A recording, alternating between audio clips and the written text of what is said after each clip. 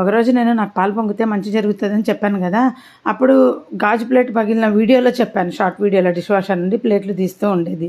So ఒక ప్రబుద్ధుడు నువ్వు ఇట్లా పాలు పొయ్యి మీద పెట్టి డిష్ వాషర్లో గిన్నెలు తీస్తే ఇలాగే ఉంటుంది అన్న మీనింగ్తో చెప్పాడనమాట. నేనన్న ఆడవాళ్ళు ఒకేసారి 4 పనులు చేయగలరు 2 చేతులతో అని కామెంట్కి రిప్లై ఇచ్చాను.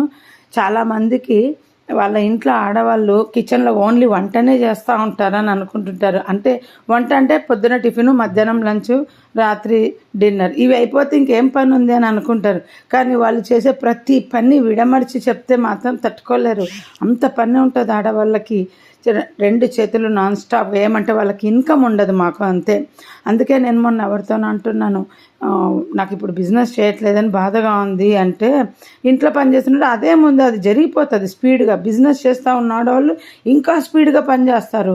బిజినెస్ చేయని ఆడవాళ్ళు పనికిరాని ఎక్స్ట్రా పనులన్నీ